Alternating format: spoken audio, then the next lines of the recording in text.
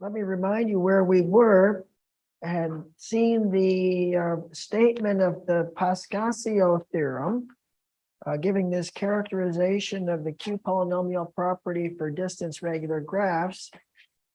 Let's review it. We're starting with a distance regular graph, gamma with diameter d at least 3.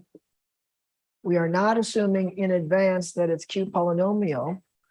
Instead, we're given this non-trivial primitive idempotent, capital E. Non-trivial, remember, just means that it's not equal to the E naught, the scalar multiple of the all ones matrix. Okay, we got this E. We write it out as a linear combination of the distance matrices. The coefficients are x inverse theta I star for the AI coefficient. Okay, and then the claim of the theorem is that the graph is Q-polynomial with respect to E if and only if the following 3 conditions are satisfied. Firstly, theta I star is not equal to theta naught star for I1 to D. Okay, then secondly, there exists real scalars beta and gamma star such that for I1 to D minus 1, theta I minus 1 star minus beta theta I star plus theta I plus 1 star is equal to gamma star.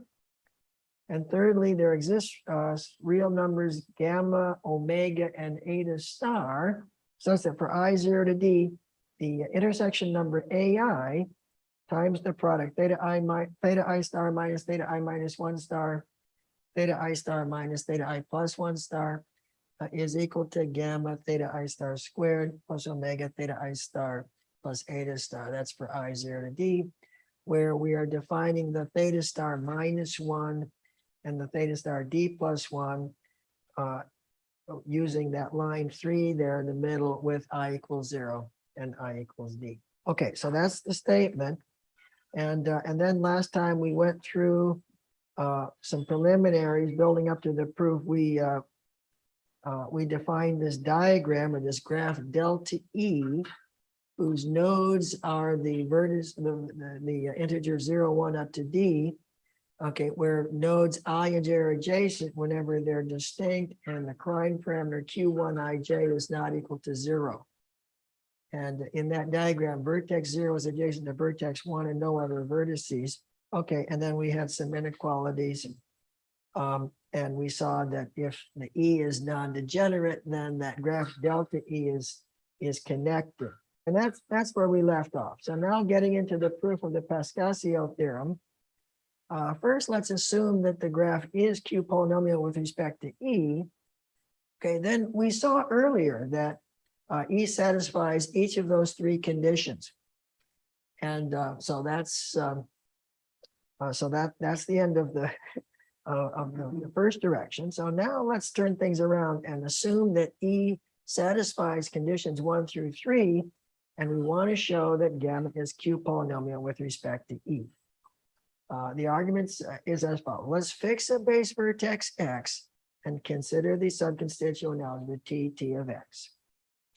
Okay, let's write E1 for E and A1 star for the, or A star, A1 star for the corresponding dual associate matrix.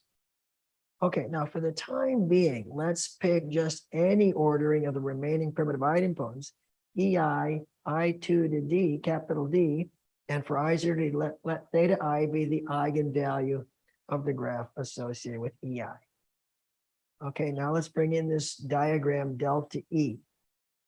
So as I mentioned before, in that diagram, vertex 0 is adjacent to vertex 1 and no other vertices. Now we're assuming that E is non-degenerate. That's what condition 1 saying that theta I star is not equal to theta naught star for I1 to D. That is saying that E is non-degenerate. So we have that. And therefore, our diagram delta E is connected. We're going to show that delta E is a path. That is the the essential ingredient in showing that the graph is Q-polynomial with respect to E. Okay, so that's the practically speaking, that's the goal, to show that delta E is a path. Now, by assumption, that second assumption, that the theta I star sequence is beta gamma star recurrent. Therefore, from our discussion of recurrent sequences earlier, there's a third parameter, rho star, such that the sequence theta I star is beta gamma star rho star recurrent. And consequently, bringing in that two variable polynomial P star applied to theta I star is equal to the product theta I star minus theta I minus 1 star, theta I star minus theta I plus 1 star for I 0 to D. Okay, that P star, remember, is in the argument is lambda mu, is lambda squared minus beta lambda mu plus mu squared minus gamma star times the quantity lambda plus mu minus the rho star. Okay, now I'm going to go through a sequence of claims. The first one says this, that on the primary T module, MathCal V, the A and the A star are related according to the first Askey-Wilson relation. Okay, which again is second Askey-Wilson relation actually. A star squared A minus beta A star plus A star squared minus gamma star A plus A star minus rho star A is equal to that quadratic polynomial in the A star. Okay, that's what we want to show next. Okay, so where am I getting that? Well, let MathCal L be the expression on the left-hand side of the equation we're trying to obtain. So that A star squared A blah, blah, blah expression, that's MathCal L. Now, on the primary T module, the MathCal V, let's expand or analyze that MathCal L.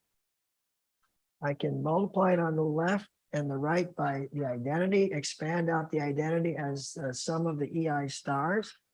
So I get this double sum, L is equal to this double sum over I and J 0 to D of EI star, MathCal L, EJ star.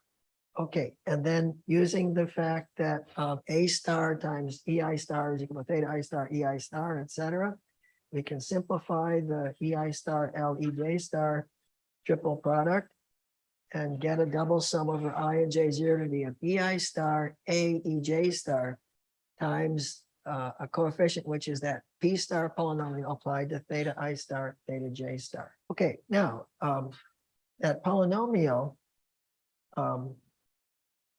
is what I should say is those summands are 0 unless I is equal to J, and so our double sum turns into a single sum over I 0 to D EI star A EI star P star applied to theta I star. Okay, but since we're on the primary module, EI star A EI star is just that intersection number AI times EI star. And we saw earlier that P star applied to theta I star is factorizes as theta I star minus 1 star, theta I star minus theta I plus 1 star. And so we're down to the end of the middle display there. And then we see that expression AI times that product involving the dual eigenvalues. By assumption, that's equal to that quadratic polynomial in the theta I stars that we see in the second to the last line, gamma theta I star squared plus omega theta I star plus eta star. So we're down to the second to the last line. Okay, but just from the meaning of the EI stars, sum over I of EI star, theta I star, that's just A star, and if with the squared term, that's A star squared. So we're down to gamma A star squared plus omega A star plus eta star times the identity. Okay, so much for claim 1. All right, now moving on to claim 2. Suppose you've got 2 vertices, I and J, in this diagram delta E that are at distance 2 in the diagram. And let's assume that there's a unique vertex H, call it, in the diagram that's adjacent to both the I and the J. So in other words, we're assuming that there's a unique path of length 2 in the diagram from I to J. And the H is the vertex in the middle. Okay, and then the claim of the second claim is that theta H satisfies this equation. Gamma is equal to theta I minus beta theta H plus theta J. Okay, why is that? Well, in the equation of claim one, that second Askey-Wilson relation, let's multiply each term on the left by the EI and on the right by the EJ. Okay, we'll simplify the result using the equations that you see there. These are, well, things that came earlier. So EI A star squared EJ. Let's view that as EI A star, throw in a copy of the identity, move on to another A star EJ. That identity in the middle expanded out as a sum of the ERs, R0 to D. Okay, and then use the fact that in the resulting sum, on one side or the other, the triple product is actually 0, except for the single H, the single R that's equal to the H. And so you end up with this single term EI A star EH A star EJ. Okay, and then a similar reduction starting with EI A star A star EJ. That middle A expanded out as a linear combination of over R of theta R ER and reduced in the same sort of way to end up with a single product. So using these identities, we simplify and we end up with the statement that on the on the primary T module MathCal V, 0 is equal to the product EI A star EH A star EJ times a scalar theta I minus beta theta H plus theta J minus the gamma. Okay, now using the matrix representations of A star on the primary T module, we find that the matrix that we're seeing there is non-zero. The EI A star EH A star EJ is non-zero, and therefore the coefficient is 0. And that tells us that the theta I minus beta theta H plus theta J is equal to the gamma, and that's what claim 2 is claiming. So we've proven claim 2 now. Okay, so moving on, we can now easily show that the diagram delta E is a path. We've got that it's connected. And we've got that vertex 0 is adjacent to vertex 1 and nothing else. So it suffices to show that every vertex in delta E is adjacent to at most 2 other vertices in delta E. Now, suppose there was a vertex I in delta E, let's say, that's adjacent to at least 3 other vertices in delta E. Conceivably, there's more than one. Of all such vertices, let's pick I that's closest to the vertex 0. So in other words, let's pick the I such that the distance in the diagram from 0 to I is minimal. Cost of generality, we can assume that the vertices of the diagram are labeled so that the distance from 0 to I is I itself, and the vertices 0, 1, 2 up to I form a path in delta E from 0 to I. Okay, now just from the construction, I is at least 1. Okay, and also by assumption, by the construction now, there exists distinct vertices J and J prime, let's call them, in the diagram, okay, that are adjacent to I, but not equal to I minus 1. All right, so this vertex I, it's adjacent to at least 3 vertices. One of those vertices is going to be I minus 1, so we're heading back towards the 0. And there's going to be two additional vertices that I'm now calling J and J prime. Okay, now, by construction, in the diagram, the distance between I minus 1 and J is 2. And the vertex I is the unique vertex in the diagram that's adjacent to both the I minus 1 and the J. And so now by claim 2, gamma is equal to theta I minus 1 minus beta theta I plus theta J. But now we can repeat the argument, replacing J by J prime, to get that gamma is also equal to theta I minus 1 minus theta beta theta I plus theta J prime. But that would mean that theta J is equal to theta J prime. Those thetas are distinct, and that tells us that J is equal to J prime. Okay, that's a contradiction. So there's no vertex in delta E that's adjacent to at least 3 other vertices, and that shows that delta E is a path. Okay, and that So, reordering the vertices or relabeling the vertices of delta E as necessary, we can assume that the vertices of the path are 0, 1, 2, up to D, and the corresponding ordering of the primitive idempotents, EI, I0 to D, is a Q polynomial ordering. Okay, and consequently, since E is equal to E1, the graph is Q polynomial with respect to E. Okay, and we're done. That's the Pascasio theorem. Okay, now a comment about the Pascasio theorem. Let's assume now that gamma is Q polynomial with respect to E. We'd like to know, what are, given the data of the Pascasio theorem, how can we use that data to find the eigenvalues of the graph? Turns out to be easy. So theta naught is always the valency, the K of the graph. That one's easy. Okay, theta 1 is equal to K times theta 1 star minus theta naught star. That's an equation that we get for any distance regular graph, actually. Okay, and the remaining theta i's are recursively obtained using the equation theta I minus 1 minus beta theta I plus theta I plus 1 is equal to gamma I1 to B minus 1. The beta and the gamma are from the Pascasio theorem. And to get the recursion going, you need to know what the first couple of terms are, theta naught and theta 1, but we've got that information. Given that information, we can find the theta 2 and then the theta 3 and so forth, all the way out to the theta D. The data of Pascasio's theorem immediately tells us what are the eigenvalues of the Q polynomial DRG that we're working with. Okay, let me turn to the topic of DRGs with classical parameters. So back in 1989, Brouwer, Cohen, and Neumeier, in their famous book, introduced the notion of classical parameters for a distance regular graph. Okay, and they show that any distance regular graph with classical parameters was Q polynomial. So I'm going to give a short proof of this fact using the Pascasio characterization.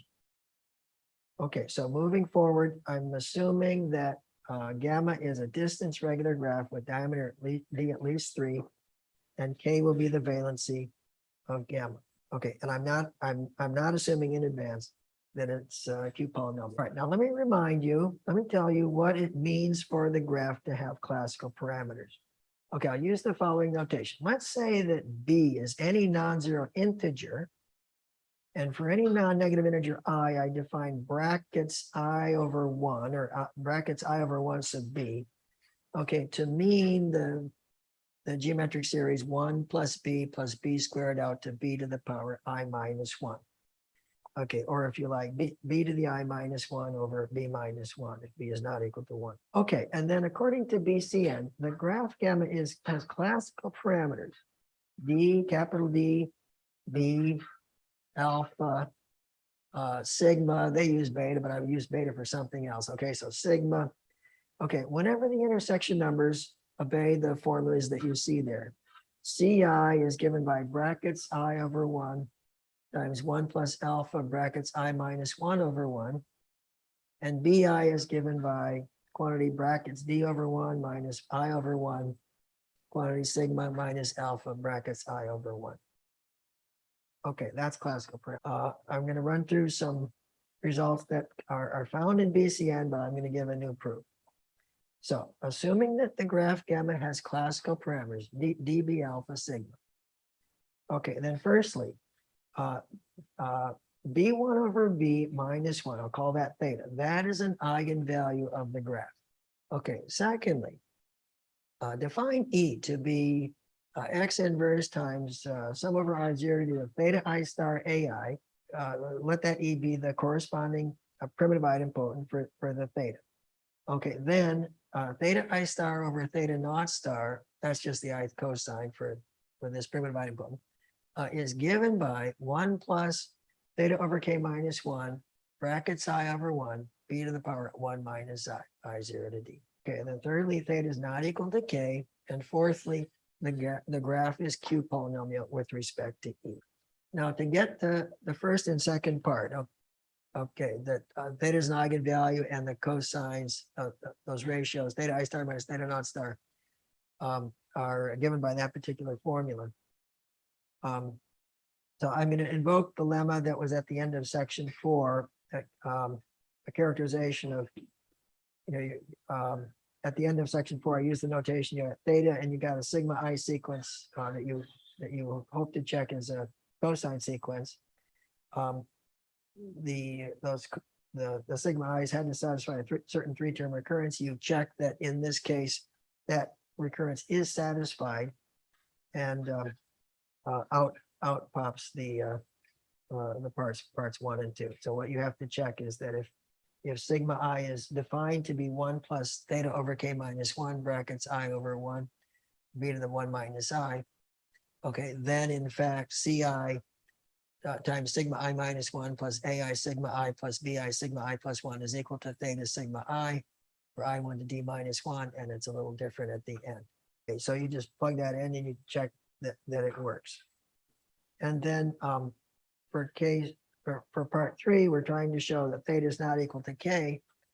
If it is equal to k, then we immediately get that b1 is equal to b times k plus 1.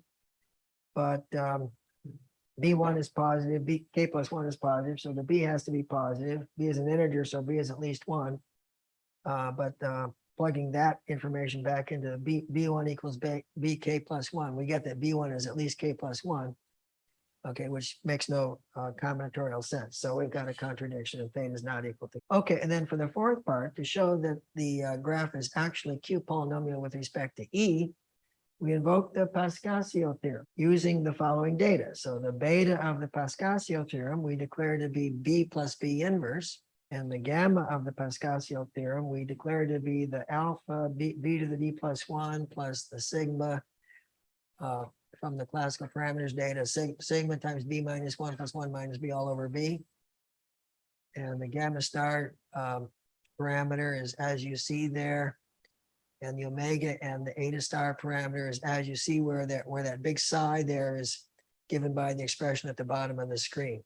So anyway, it's a little bit of a calculation, but you take those values for your parameters, you plug them in to the Pascasio theorem, and you just grind it out, and you find that the conditions of the Pascasio theorem are satisfied, and therefore by that theorem, the graph is Q polynomial with respect to E. Okay, so we've now established that any distance regular graph with classical parameters is Q polynomial. Okay, and then using that comment and at the end of the Pascasio theorem, we should be able to find the eigenvalues for any distance regular graph with classical parameters. This was done originally by BCN, and here's the answer. The graph with classical parameters dB alpha sigma has eigenvalues theta I equaling b sub I over b to the power I minus brackets I over 1 for I0 to D. Okay, so that was obtained using the recursion that I showed you at the end of the Pascasio theorem. Okay, now we get into the next unit about the balance set characterization of the Q polynomial property. So this gives a kind of geometric interpretation or characterization of the Q polynomial property. Okay, so going forward, I'm assuming my gamma is a distance regular graph with diameter d at least 3. Okay, so first a preliminary comment, a lemma. Let's fix a base vertex x and consider the subconstituent algebra t of x. Okay, then for any 3 integers, I, j, and l between 0 and d, and any 2 vertices y and z, and the y and z entry of the triple product A sub I, so distance matrix A sub I, A sub L star, dual distance matrix A sub L star, AJ, the y z entry of that is given by x times the sum over all the vertices w that are at distance I from y and j from z of the inner product of EL x hat and EL w hat.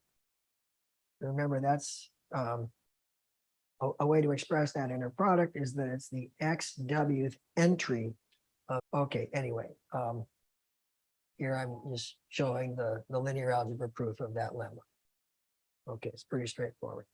All right, now for the rest of this unit, let E be any non-trivial primitive idempotent of gamma. And let's write out E as a linear combination of the distance matrices.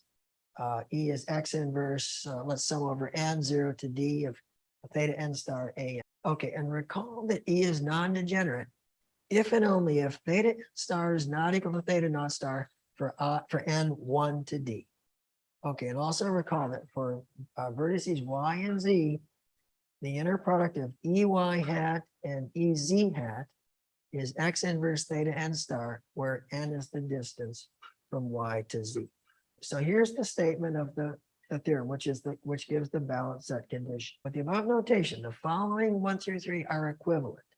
Okay, so first of all, the graph is Q polynomial with respect to E.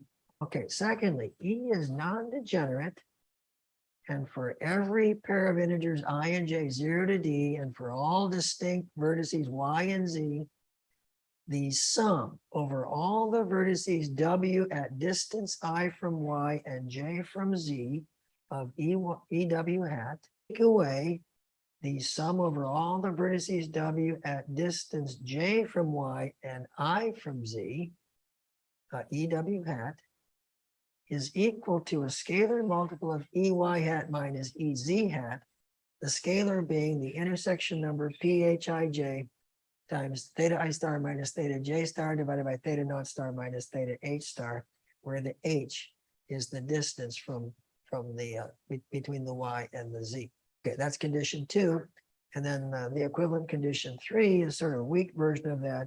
E is non-degenerate, and for all vertices Y and Z, the sum over all the vertices W adjacent to Y and distance 2 from Z of EW hat, take away the sum over all the vertices W at distance 2 from Y and adjacent to Z, EW hat, is some scalar multiple of EY hat minus EZ hat.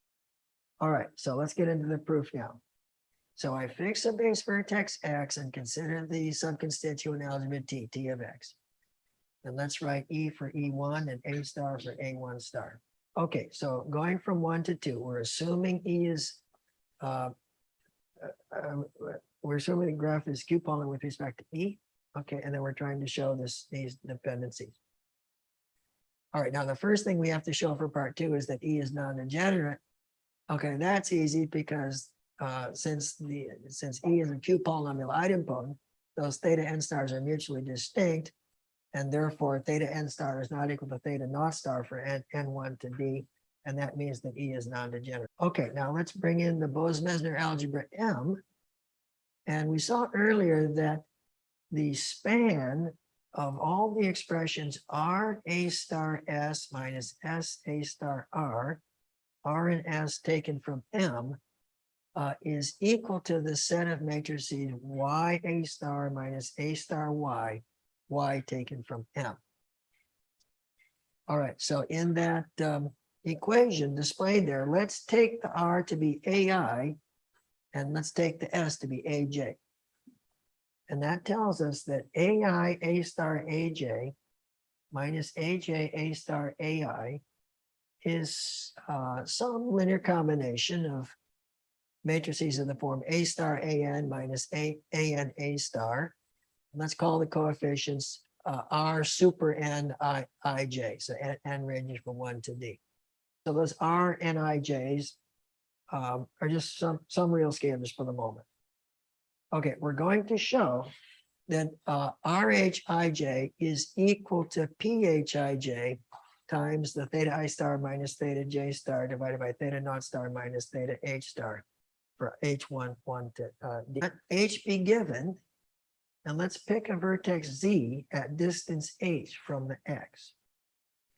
And we'll compute the XZ entry of each term in the above matrix equation. So I'm talking about that middle matrix equation there. Okay, now those entries are computable using that preliminary lemma before we got into this proof. So using the, computing those entries using that previous lemma with L equals 1 and taking the Y to be X, a brief calculation shows that PHIJ times theta I star minus theta J star is equal to the RHIJ theta naught star minus theta H star. And solving for the RHIJ, we get the equation that we were after. Now let's pick distinct vertices Y and Z, and let's write H for the distance between those two. Okay, we want to show next that the sum over the vertices W at distance I from Y and J from Z, EW hat.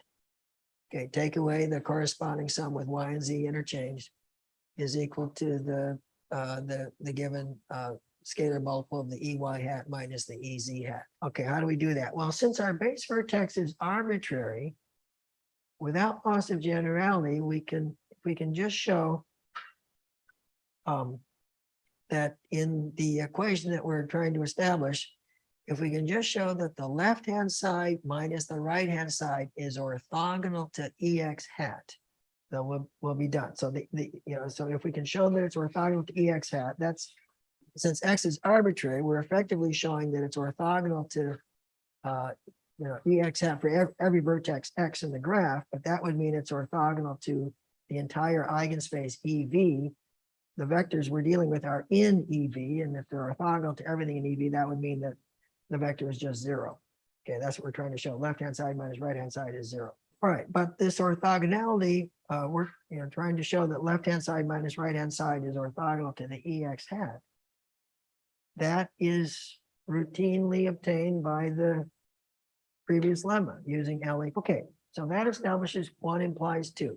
Now 2 implies 3 is obvious. Condition 3 is just a weak version of condition 2. Okay, so that leaves the implication 3 going to 1. That's the main part. All right, now we're assuming that E is non-degenerate.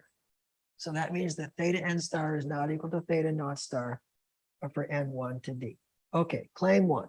Let's fix an integer h, 1 to D, and 2 vertices y and z that are at distance h. Okay, then I claim that the sum over vertices w adjacent to y and a distance 2 from z of EW hat, take away the sum of the vertices w at distance 2 from y adjacent to z, EW hat.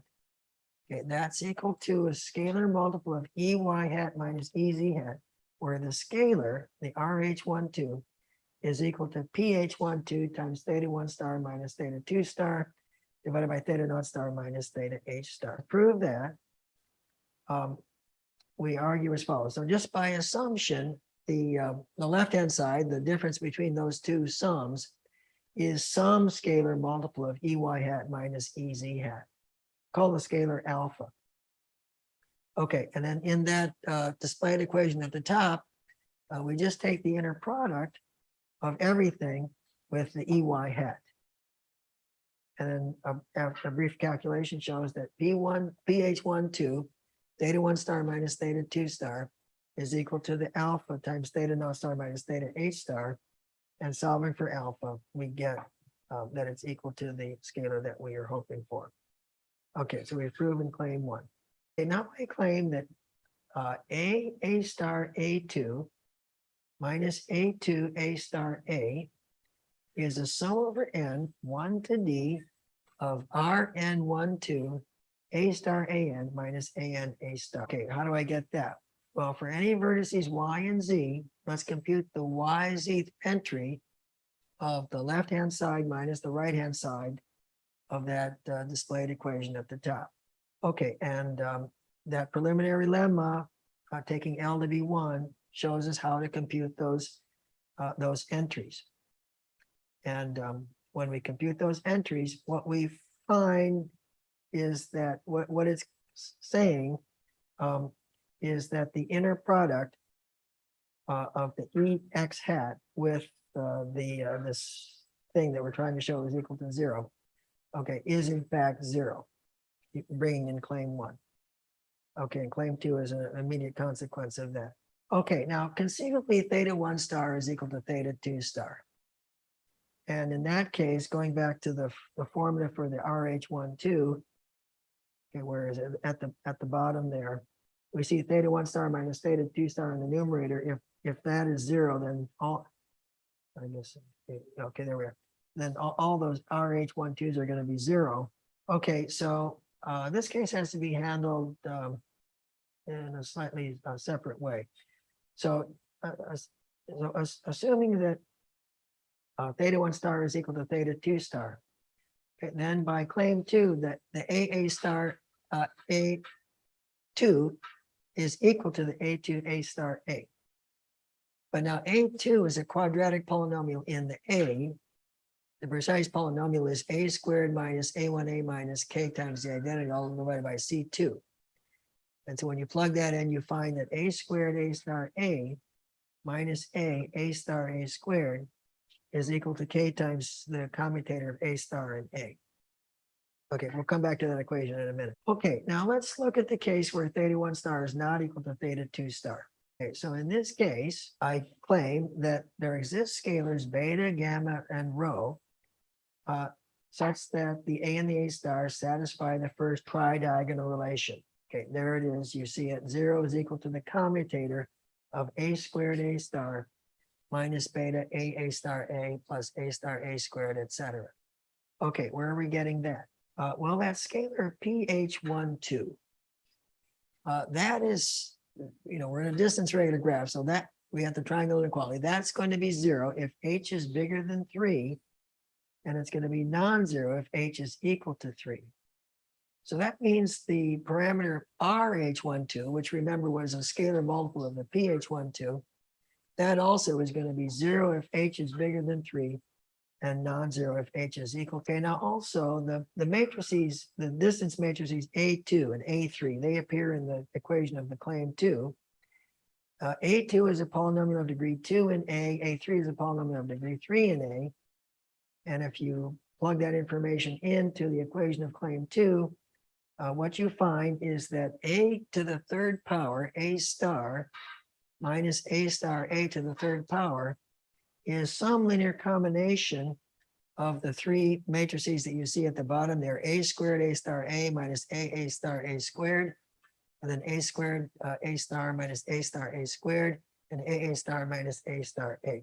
Okay, so therefore there exists three scalars, beta, gamma, and rho, such that A to the third power A star minus A star A to the third power is equal to beta plus 1 times the first matrix plus gamma times the second matrix plus rho times the third matrix. Okay, and this equation, it is that first tridiagonal relation in disguise. If you rearrange the terms, you can put it in the form of the first tridiagonal relation that we saw earlier. Okay, so that proves claim 3. Okay, now recall our notation E. E is equal to E1. So for the time being, let's just pick any ordering of the remaining primitive idempotents, EI, I2 to D. Okay, and like we're doing in the Pascasio theorem, for I0 to D, let theta I be the eigenvalue of the graph associated with EI. And let's bring in the diagram delta E, just like for the Pascasio theorem. Okay, that diagram is connected because E is assumed to be non-degenerate, just like in the Pascasio theorem. And just like in the Pascasio theorem, that in the graph delta E, the node 0 is adjacent to the node 1 and no other node. Okay, now we want to show, just like in the Pascasio theorem, that delta E is a path. Okay, and just like before, in order to do it, we'll show that every vertex in delta E is adjacent to at most 2 vertices in delta E. Okay, so moving on to claim 4. Suppose you've got 2 distinct vertices I and J in delta E that are adjacent. Now, 2 parts. If theta 1 star is equal to theta 2 star, then the claim is stating that the product theta I theta J is equal to minus K. And if theta 1 star is not equal to theta 2 star, then the claim is stating that this 2-variable polynomial capital P applied to theta I theta J is equal to 0. Okay, where am I getting that? So first, let's assume that theta 1 star is equal to theta 2 star. Okay, then we saw earlier that a squared a star a minus a star a squared is equal to k times the commutator of a star and a. So in this equation, let's multiply each term on the left by ei and on the right by ej.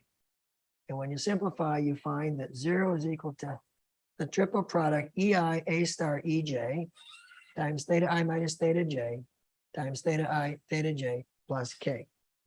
Okay, now ei a star ej is not 0 because we're assuming I and j are adjacent in delta E. And also the theta I minus theta j factor is non-zero since I is not equal to j. So we have to have that theta I theta j plus k is equal to 0. So in other words, theta I theta j is equal to minus k. Okay, right. And that's what the claim is saying. Okay, now let's move on to the case where theta 1 star is not equal to theta 2 star. So in that case, the first tridiagonal relation holds from the previous claim. And in that equation, multiply every term on the left by ei and on the right by ej, and simplify to get that 0 is equal to the triple product ei a star ej times theta I minus theta j times p applied to theta I theta j. Okay, now the triple product ei a star ej is not 0 since I and j are adjacent in delta E.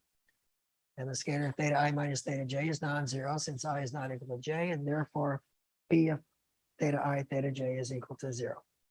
And that's what claim 4 is saying. Okay, so now I claim that theta 1 star is not equal to theta 2 star. Okay, why is that? Well, suppose theta 1 star equals theta 2 star. Then by claim 4, and using the fact that vertex 0 is adjacent to vertex 1, we get that theta naught theta 1 is equal to minus k.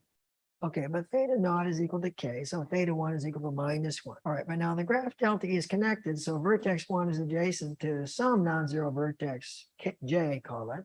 And now by claim 4 again, theta 1 theta j is equal to minus k. Okay, but I just said theta 1 was equal to minus 1, so now theta j is equal to k. Theta naught is equal to k. J is not equal to 0, so we have a contradiction. Okay, so that's the end of that claim, and we've got that theta 1 star is not equal to theta 2 star. Okay. So now claim 6. I claim that every vertex I in delta E is adjacent to at most 2 vertices in delta E. This is the key step that needed to show that delta E is a path. Okay, so by the claims 4 and 5, we see that every vertex J in delta E that's adjacent vertex I, the eigenvalue theta j is a root of the polynomial that you see there. P of theta I mu is the variable now. P of theta I mu is theta I squared minus beta theta I mu plus mu squared minus gamma theta I plus mu minus rho. Okay, now that polynomial, it's quadratic in mu, and so it has at most 2 distinct roots. And those roots correspond to the vertices in delta E that are adjacent to the vertex I, so there must be at most 2 such vertices. Okay, so that proves claim 6. Every vertex in delta E is adjacent to at most 2 vertices in delta E. Okay, and now from that claim, we see that the graph delta E is a path, and consequently, the graph gamma is Q-polynomial with respect to E. Okay, let me get into some directions for future research. So in this section, I'm going to drop the assumption that the graph is distance regular and talk about how we might define the Q-polynomial property for an arbitrary graph. All right, so going forward, my graph gamma is assumed to be finite, undirected, connected without loops or multiple edges with diameter d at least 1, but we're not assuming the graph is distance regular. Okay, let A be the adjacency matrix of gamma, 0, 1 matrix like before, and let's bring in an ordering VI, I0 to D of the eigenspaces of A. We'll call that ordering Q polynomial whenever for I0 to D the sum over L, 0 to I of the eigenspace VI, okay, is equal to the sum over L, 0 to I of that, that function algebra product circle of, V1 with itself L times. So this is, remember our notation, V1 circle V1 circle V1 for a total of L copies of V1. Okay, this equation that's displayed there, we saw that the notation was a little bit different, but we effectively saw that holding for the Q polynomial distance regular graphs. Okay, anyway, so we'll say that our graph itself is Q polynomial whenever there exists at least one Q polynomial ordering of the eigenspaces of A. Okay, so I have now defined Q polynomial for an arbitrary graph not assumed to be distance regular. Okay, now what can we say about such graphs? If the graph is Q polynomial, then it's automatically regular. Now, why is that? By assumption, there exists a Q polynomial ordering VI, I0 to D of the eigenspaces of A.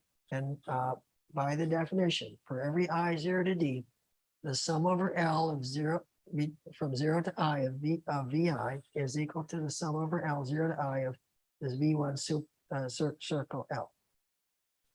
If we just set I equals 0, we see that V0 is equal to the, okay, V1's super circle 0, which remember we're interpreting as the span of the all ones vector. And therefore, the all ones vector spans V0. In other words, the all ones vector is an eigenvector for A. In other words, the graph is regular. Now, let's assume that our graph is Q polynomial. We might wonder, well, maybe as a consequence, it has to be distance regular.